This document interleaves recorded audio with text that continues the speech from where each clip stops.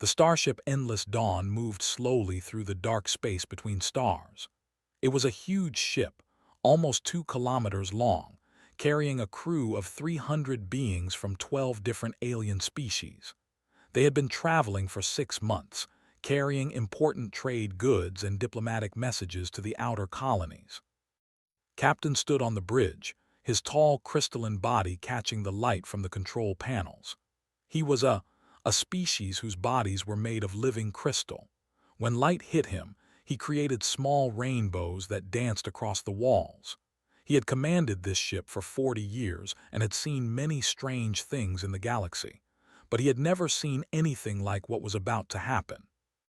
The first warning came as a small beep from the engineering console, then another beep, then 10 more, then 100. "Captain," said the navigation officer, a four-armed being named, "we are detecting unusual energy readings from the central data core." Before could respond, every light on the bridge flickered.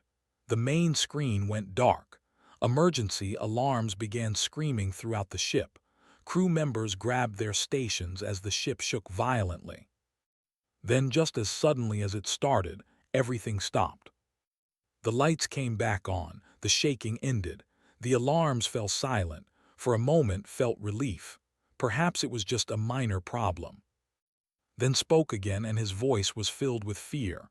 "Captain, the central data core, it is gone." Turned to look at the main screen.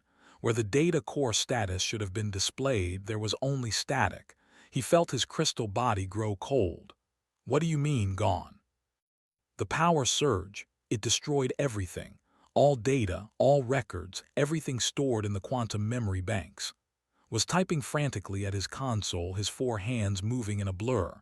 Navigation charts, star maps, trade routes, diplomatic codes, medical databases, ship repair instructions, all of it destroyed. The bridge crew stared at each other in horror.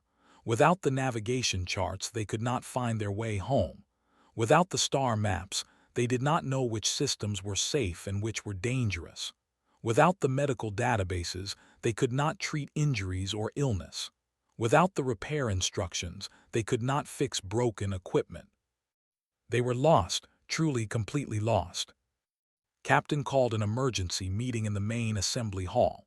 Every crew member who was not performing essential duties gathered there, filling the large room with beings of every shape and size.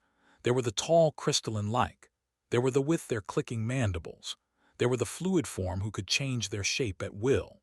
There were the beings made of pure light. And there were others, dozens of species, all looking at their captain with fear in their eyes. "I will not lie to you," said, his voice heavy. "Our situation is very serious. The power surge has destroyed our central data archive. We have lost nearly everything we need to survive and navigate." A wave of frightened murmurs passed through the crowd. Some crew members began to weep. Others simply stared in disbelief. "Our engineers are working to recover what they can," continued, "but preliminary reports suggest that the damage is complete. Quantum memory, once disrupted, cannot be restored." In the back of the hall, sitting alone on a small crate, was a human woman named. She was 32 years old, with short black hair and calm brown eyes. She wore simple work clothes covered in dust and small burns from soldering. Most of the crew did not notice her. Most of the crew had forgotten she existed. Had joined the Endless Dawn 3 cycles ago as an archivist. Her job was to organize and preserve physical documents, things made of paper and old data storage devices that most species considered worthless relics.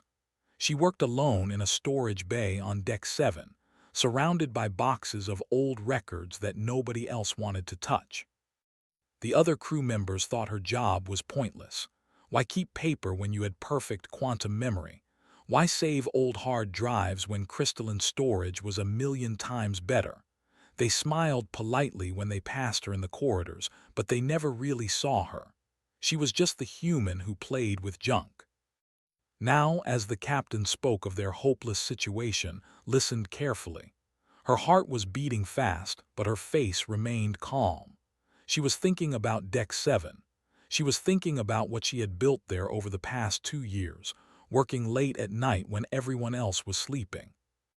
When Captain asked if anyone had questions or suggestions, many crew members raised their hands.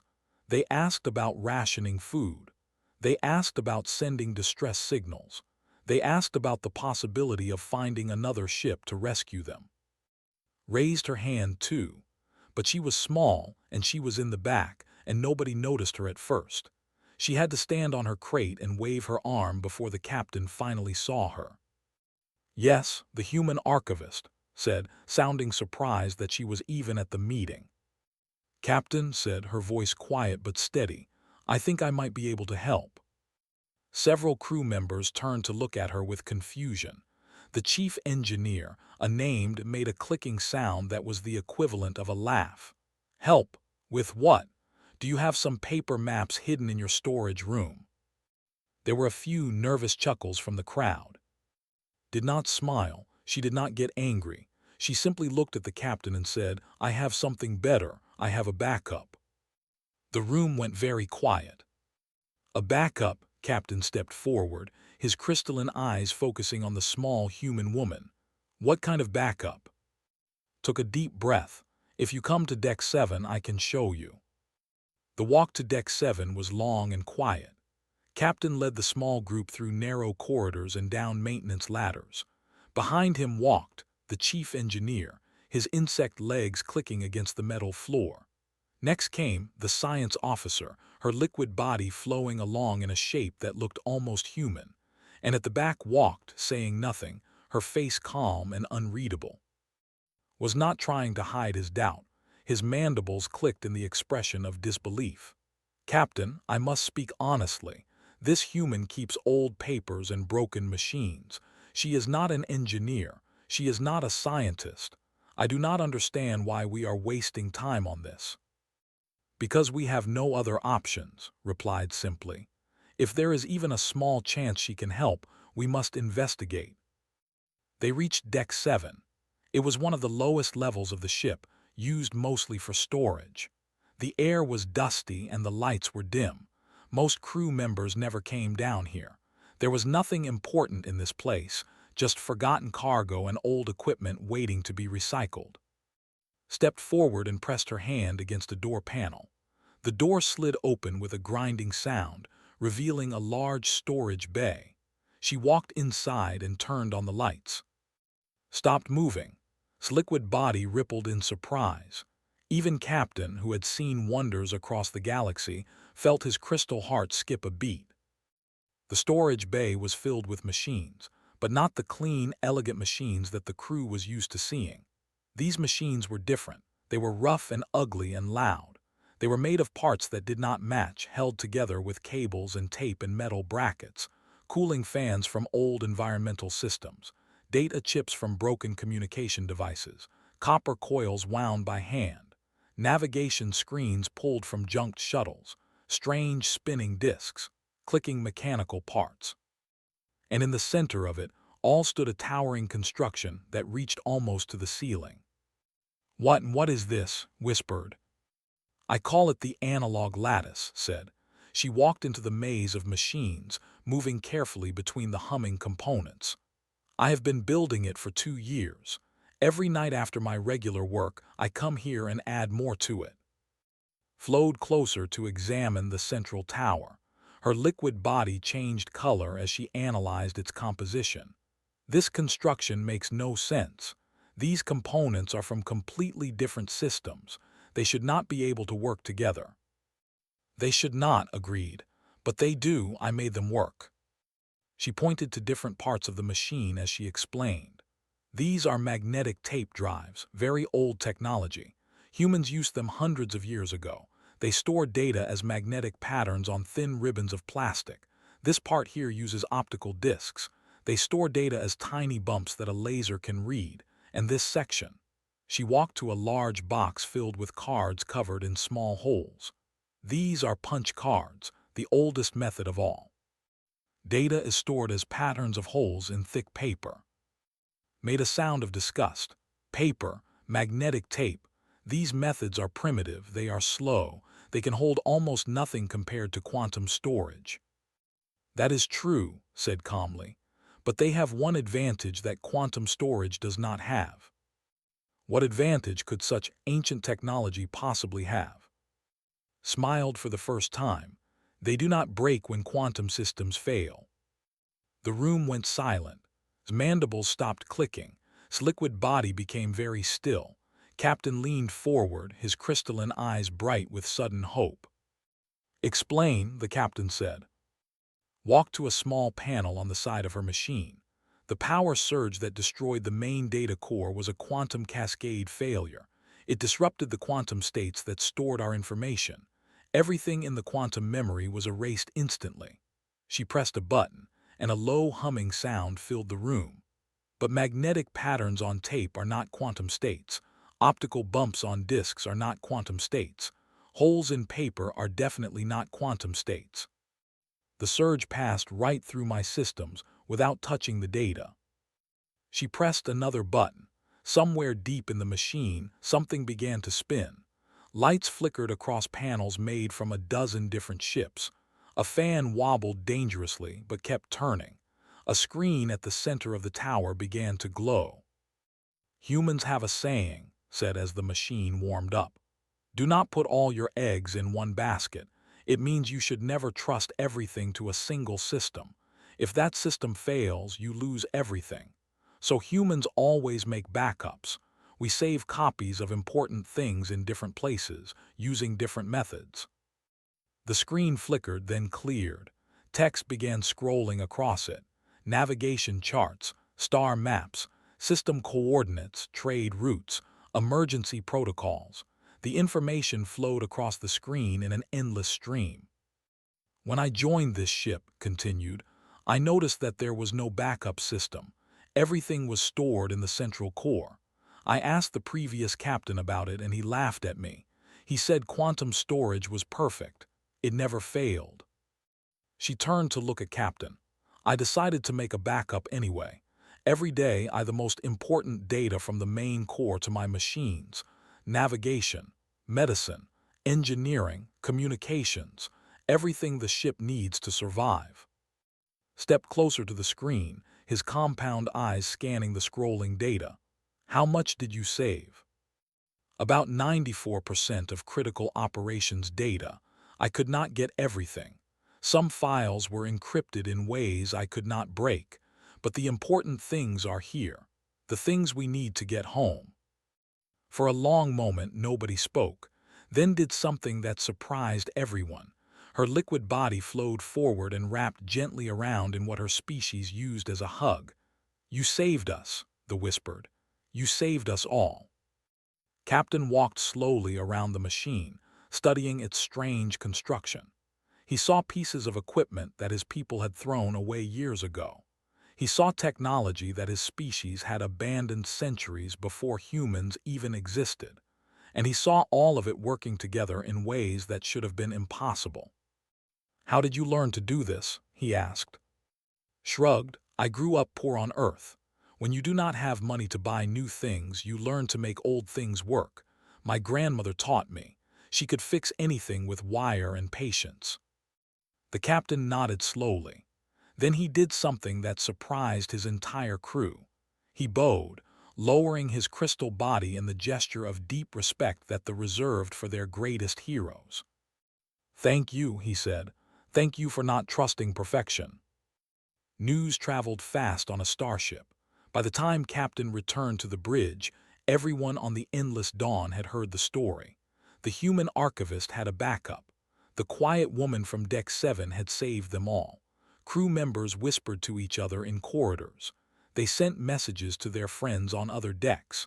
Within an hour, the whole ship was talking about the machine of junk. Did not notice. She was too busy preparing for the full system demonstration. Her machine had been tested many times in small ways, but she had never tried to run all of it at once. There were still many things that could go wrong. A loose connection could fail. An overheated component could burn out. The whole system could crash and take their hopes with it. She worked through the night, checking every cable, testing every circuit, tightening every bolt. Her hands were covered in grease and small cuts. Her eyes were red from lack of sleep. But she did not stop. Too many lives depended on her now. By morning, Deck 7 was crowded with crew members. They filled the storage bay and spilled out into the corridor. Beings of every species pressed against each other, all trying to see the strange machine. The air was thick with different breathing gases and the smell of 100 different alien bodies. Captain stood near the front, his crystal body glowing softly in the dim light. Next to him was, who had spent the night studying design documents and was now looking at the machine with something like respect. Flowed nearby, her liquid body changing colors with excitement. Stood at the main control panel, her small human form almost invisible among the tall aliens. She took a deep breath and looked out at the crowd. "I want to be honest with you," she said, her voice steady. "I have tested parts of this system many times, but I have never run everything at full power. There is a chance that something will go wrong. There is a chance that this will not work." Nobody moved, nobody spoke, they all just watched and waited. Turned to her machine and pressed the main power button. The analog lattice woke up slowly. Deep inside the tower, old motors began to spin. Magnetic tape started to move across reading heads. Optical discs began to rotate. Lights flickered on across dozens of mismatched panels. The whole machine seemed to breathe, humming and clicking and whirring with a sound unlike anything the crew had ever heard. The science officer was watching her scanner. Her liquid body rippled with concern. "The power draw is unstable. Heat is building in 3 sectors. I calculate a 73% probability of system failure within the next 2 minutes." Some crew members began to move toward the exit. Others closed their eyes and prayed to whatever gods their species believed in. Mandibles clicked nervously. Then something wonderful happened. The main screen at the center of the tower flickered once, twice, 3 times. It went dark for a long, terrible moment, and then it burst into life with bright, clear images. Navigation charts appeared first. The star maps of 30 different sectors, showing safe routes and dangerous areas. Then came the system coordinates, thousands of points of light marking stations and planets and jump gates. Trade routes followed, colored lines connecting hundreds of worlds. Emergency protocols scrolled past, telling the crew what to do in every kind of disaster. Medical databases appeared, containing treatment information for all 12 species on the ship. The information kept coming. Engineering diagrams, communication codes, diplomatic records, historical archives, scientific data, more and more and more, an endless river of knowledge flowing across the screen. The crowd was silent at first. Then someone began to clap, then another. Then 100 beings were cheering and crying and hugging each other. The sound was so loud that could feel it vibrating in her chest. "It works," whispered, his voice filled with wonder. "It actually works." Allowed herself a small smile, but she was not finished. She typed a command into her panel and the screen changed to show a new directory. "I also saved some other things," she said, "things that were not in the main archive." Captain stepped closer. "What kind of things?" Pressed another button. Music began to play through the storage bay's old speakers. It was a simple song, a melody from Earth that remembered from her childhood. Then another song, this one from the... Then a crystal chant. Then a water hymn. "I collected music from every species on this ship," explained. "I also saved stories, poems, jokes, recipes for food from 100 different planets." She looked out at the crowd. "When you are lost in space, you need more than navigation charts. You need things that make you feel like yourself, things that remind you of home." A young crew member pushed through the crowd. His name was Shen and he worked in the cargo bay. Tears were flowing from his compound eyes. "You saved the hatching songs," he said, his voice breaking. "Those songs have been in my family for 1,000 generations. I thought they were gone forever." Other crew members came forward with similar stories. a elder whose meditation crystals were recorded in the archive, a whose light forms were preserved in old video files, a whose ancestors' memories were stored on magnetic tape. Had not just saved data, she had saved pieces of their souls. Captain raised his hand for silence. The crowd slowly quieted down. Of Earth, he said formally, you have given us back our past and our future. You have given us the ability to find our way home. But more than that, you have given us something to bring home with us. He placed his crystal hand over his chest in the gesture of deepest gratitude. The endless dawn is in your debt. Bowed her head, embarrassed by the attention. I am just an archivist, she said quietly. I just did my job. But as the crowd cheered again, she felt something warm growing in her chest. For the first time since she joined this ship, she felt like she truly belonged. 3 days after the demonstration, the crew began the long work of rebuilding the main archive. Engineers transferred data from machine to new storage systems. Officers' navigation charts and tested communication codes. Medical staff checked every treatment protocol. The ship slowly came back to life. But something else was happening too, something that had not expected. Crew members started visiting Deck 7, not to use the machine but to talk to her. They came alone or in small groups during their rest hours, bringing food and drinks and questions. They wanted to understand. They wanted to know how a human had done what they could not. Tonight sat on her usual crate in the storage bay, surrounded by a dozen curious aliens. A named floated nearby, his body made of soft golden light. Was there too, his earlier doubt replaced by genuine interest. Several younger crew members sat on the floor, looking up at like students waiting for a lesson. I have been thinking about your machine for 3 days, said, his light flickering with each word. I still do not understand. My species has been traveling the stars for 50,000 years. We have technology that humans cannot even imagine, and yet none of us thought to do what you did. Why? Was quiet for a moment, thinking about how to explain. She looked around at the faces watching her, crystalline faces, insect faces, faces made of light and liquid and things she had no names for. They were so different from her, and yet here they were, asking a human to teach them something. On Earth, she began slowly, we have a concept that is hard to translate. My grandmother called it the way of keeping. It means to hold on to things, even broken things, because you know they might be useful someday.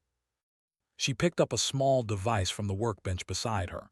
It was a broken scanner, its screen cracked and its casing dented. Your species would throw this away. It is broken. It does not work. To you, it is garbage. But to a human, especially a poor human, this is not garbage. This is possibility. She turned the device over in her hands. The screen is broken, but the power cell is good. The casing is damaged, but the circuit board inside is fine. The scanning lens could be removed and used in another project. Even the broken screen could be melted down for its raw materials. She set the device down. Everything has a second life if you are willing to look for it. Made a thoughtful clicking sound. My people do not think this way. When something breaks, we recycle it completely. We reduce it to basic elements and use those elements to build new things. It is more efficient. Efficient, yes, agreed. But you lose something in the process.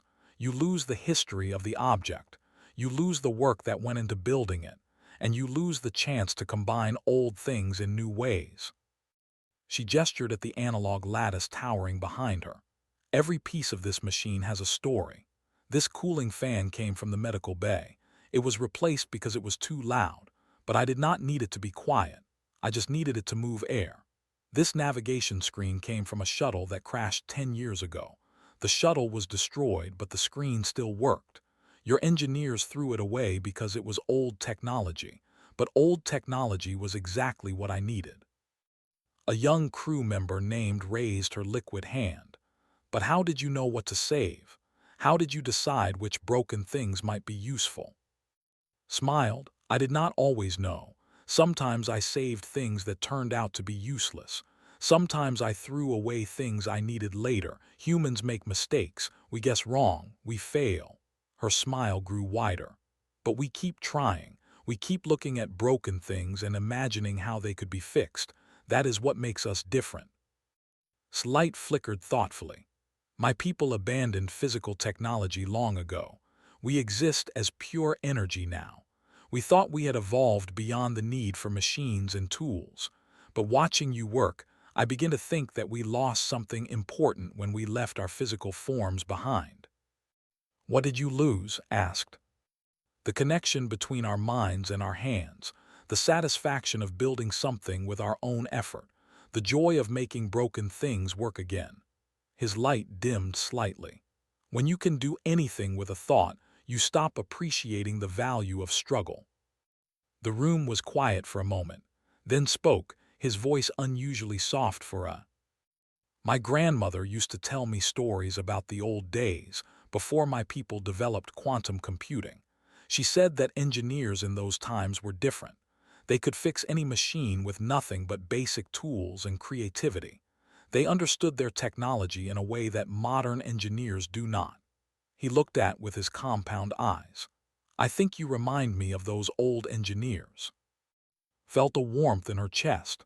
Thank you, she said. That is a very kind thing to say. It is not kindness, it is truth. Stood up, his insect body unfolding to its full height. I have decided something. I want you to teach me. Teach you what? Teach me to see the way you see.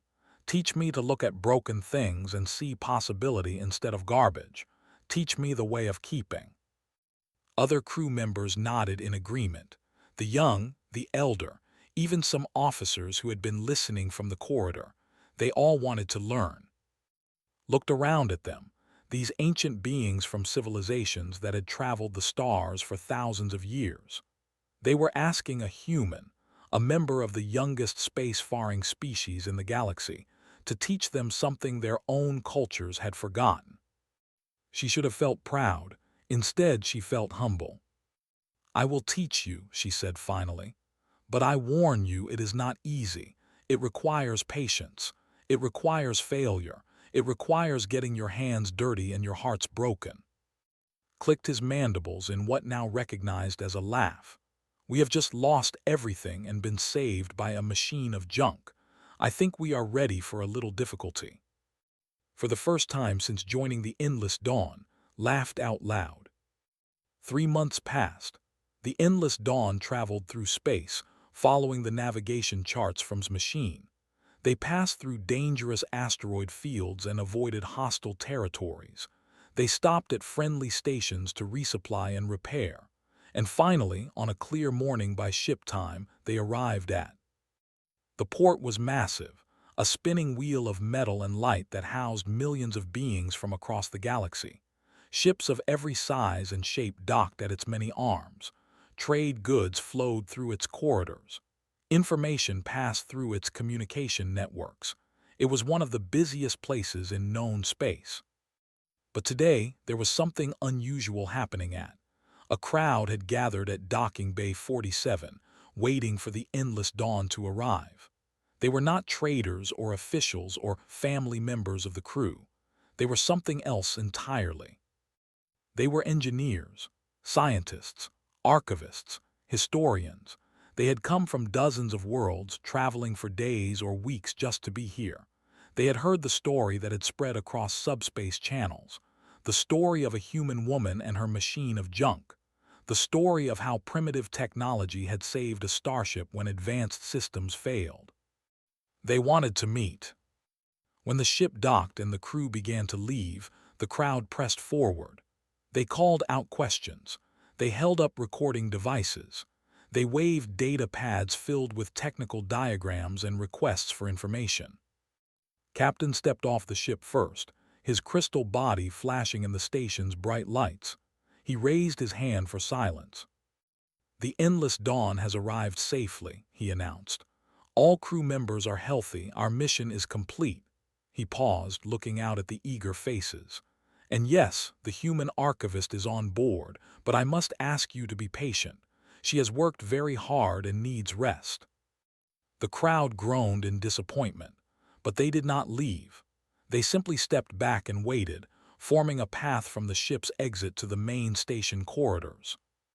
An hour later, finally appeared at the top of the boarding ramp. She was wearing her usual simple clothes, now cleaner than they had been in months. Her short black hair was neatly combed. Her calm brown eyes looked out at the crowd with surprise. "I did not expect this," she said quietly to who was walking beside her. The science officer made a rippling motion that was her species' equivalent of a laugh. "You saved 300 lives with a machine made of garbage. Did you really think no one would notice?" They walked down the ramp together. The crowd parted to let them pass, but people reached out to touch arms, her shoulders, even her hair. They spoke in 100 different languages, but s translator turned their words into ones she could understand. "Thank you for showing us another way. Your design is beautiful in its simplicity. I want to learn from you. Please come to my university. We will give you anything you want." Representatives stepped forward with formal offers: a research position at the Galactic Institute of Technology, a consulting contract with the Engineering Corps, a teaching role at the Academy of Sciences, a leadership position in the newly formed Cross-Species Redundancy Initiative. Listened politely to each offer. She thanked each representative for their kindness, and then, one by one, she turned them all down. "I am honored," she said to the last representative, a distinguished scholar, "but I cannot accept. I am an archivist. My place is with the records." The scholar's light flickered in confusion. "But you could change the galaxy. Your methods could save countless lives. Do you not want to make a difference?" Smiled, "I made a difference on the endless dawn. I will continue to make a difference there. That is enough for me." The crowd slowly dispersed, disappointed but respectful. Only one request made pause. It came from Captain himself. "Before you return to Deck 7, he said, "I would like to propose something, a new tradition for our ship." "What kind of tradition?" The captain explained. "Once every 10 days, crew members would bring their broken equipment, their failed experiments, their discarded items to Deck 7. Would teach them to look at these things with human eyes. She would show them how to find the second life in every piece of junk." Thought about it for a long moment, then she nodded. "I would like that very much." The first session was held a week later. 20 crew members crowded into the storage bay, each carrying something broken: a cracked scanner, a burned-out motor, a data chip that no longer worked. They placed their items on workbenches and waited for to tell them what to do, but did not give them instructions. Instead, she asked them questions. What did this device do before it broke? Which parts of it still work? What else on this ship uses similar parts? If you could not fix it exactly as it was, what else could it become?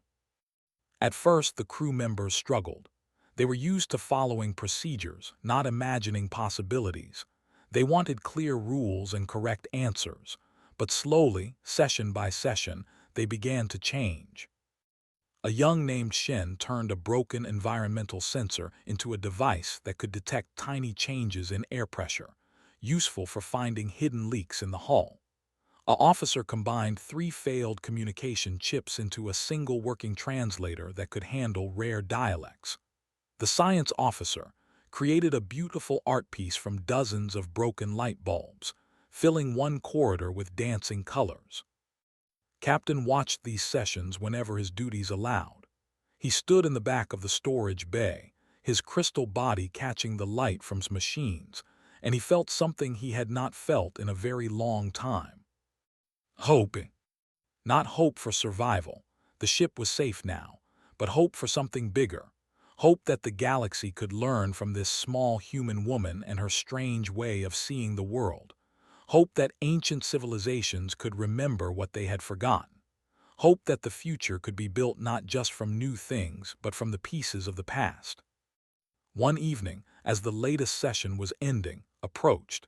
She was showing a young engineer how to test old power cells for remaining charge. Remarkable, the captain said.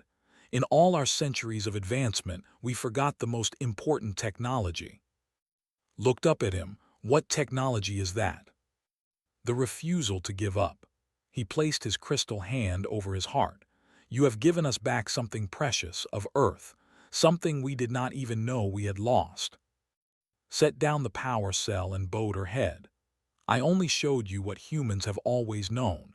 Nothing is ever truly broken. Nothing is ever truly worthless. Everything deserves a second chance.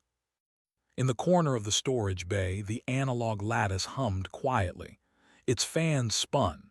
Its lights flickered.